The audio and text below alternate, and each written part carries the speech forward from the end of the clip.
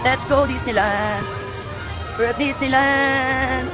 First time namin ditong pamilya kaya sobrang saya talaga. Sumakay lang kami ng MTR from Chimchachoy. From Liking Station, switch lang kayo sa Tung Chung Line. Sobrang bilis ng MTR nila kaya mabilis lang kayo makakarating. Sa Klook na nga rin kami bumili ng aming ticket and meal vouchers. Lunch and dinner na nga yung binili naming vouchers. May kasama rin yung pa-ice cream or popcorn. Marami nga nagsasabi na wag daw muna kayo mag-take ng pictures pagpasok nyo. Sobrang dami na ng tao after nyo mag-rides. Kaya tip lang, mag-picture na kayo pagpasok nyo pa lang. At kung may dala kayong toddlers, make sure naka-costume sila. Halos lahat nga na nakikita akong baby girls ay naka-princess outfit. Kaya nga buti na lang ay ready rin si AZ. Magdala na rin kayo ng mga insect repellent. Sobrang daming nick-nick sa gabi. Tulukuyan kami nakapila sa pipila sa Jungle River Cruise.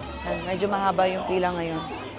Ayun, at worth it naman itong Jungle River Cruise. Medyo natakot lang ng konti si AZ dito sa part na to. At kung may kasama kayong toddler, at sa tingin nyo matatakotin sila, yung muna sigurong puntahan yung Frozen. Kala ko kasi matapang na si AZ. After nga ng rides namin sa Frozen ay parang na-trauma na siya. Halos ayaw niya na nga sumakay sa kahit anong boat rides. Or pwede namang ihuli nyo na lang itong Frozen. Pero syempre, mas late, mas maraming pila. Kasi mga beshi, kahit ako nagulat dito sa Frozen, may surprise siya sa dulo. Ito nga yung pinaka-the best tip, mga beshi. Kung kaya naman, ay dalhin nyo na rin yung mga magulang nyo. At mas maganda nga, mag-rent kayo ng wheelchair. Pag senior nga ay nasa around 30 Hong Kong dollars lang. Plus 100 Hong Kong dollars for deposit. Tapos, iwanan nyo sa kanila yung anak nyo. Ma-enjoy nyo rin yung ibang rides. Na hindi kaya ng toddlers nyo. Yun lang ulit. Salamat sa panonood. Follow for more. See you!